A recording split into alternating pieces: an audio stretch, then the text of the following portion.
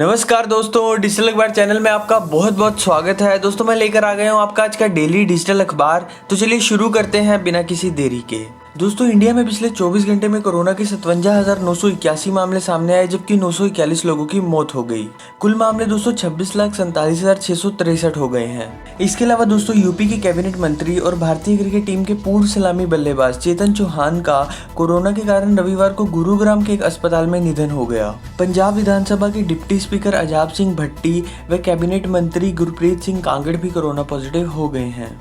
Democratic party के राष्ट्रपति पद के उम्मीदवार जो बाइडेन ने भारतीयों के लिए चुनावी एजेंडा जारी किया है। उन्होंने कहा कि वह जीतने के बाद भारत के साथ संबंधों को उच्च प्राथमिकता देंगे। अमेरिका आतंकवाद की समस्या पर कड़ा प्रहार करेगा। उन्होंने पाकिस्तान की तरफ इशारा करते हुए साफ तौर पर कहा कि सीमा पार आतंकवाद को बर्दाश्त नहीं किया जाएगा। रेलवे द्वारा 109 मार्गों पर 150 निजी रेलगाड़ियां चलाने की जिम्मेदारी जिन निजी संचालकों को दी जाएगी, उन्हें उन स्टेशनों का चुनाव करने की आज़ादी होगी जहां वे अपनी रेलगाड़ियों का ठहराव चाहते हैं। हालांकि संचालकों को पहले ही उन स्टेशनों की सूची रेलवे को मुहैया करानी होगी जहां वे रेलगाड़ी के आरंभ व गंतव्य के अलावा ठहराव चाहते हैं। इसके अलावा उन्हें ये भी बताना होगा कि रेलगाड़ी कितने बजे स्टेशन पर आएगी और कब वहां से रवाना होगी।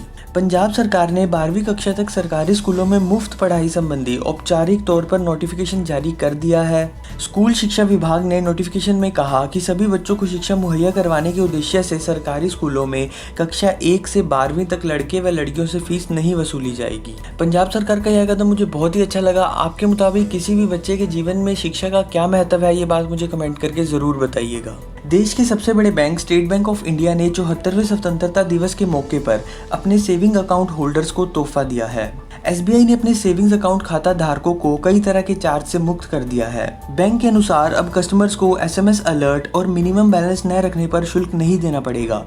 यहाँ पर दोस्तों अगर आप नहीं जानते तो मैं आपको बता दूं कि एसबीआई ने अपनी शाखा को 3 कैटेगरी में बांटा है। इनमें मेट्रो अर्बन, सेमी अर्बन और ग्रामीण इलाके शामिल हैं। दोस्तों यहाँ मैं आपको बता दूं कि अगर आपका अकाउंट किसी मेट्रो अर्बन इलाके में है तो आपके अकाउंट में मिनिमम 3,000 रुपए होने चाहिए। अगर आप अपने खाते में 3,000 रुपए का बैलेंस मेंटेन नहीं कर रहे और अगर यह 50% से कम यानी कि 1,500 रुपए से भी कम हो गया है तो दोस्तों उसके शुल्क के रूप में आपको 10 रुपए और जीएसटी देना पड़ता था। इसी तरह दोस्तों सेमी अर्बन इलाकों में मिनिमम बैलेंस की लिमिट 2,000 रुपए थी और ग्रामीण इलाकों में 1,000 रुपए थी। इसके अलावा दोस्तों बैंक एसएमएस के जरिए आपकी ट्रांजैक्शंस की जानकारी आप तक पहुंचाते हैं।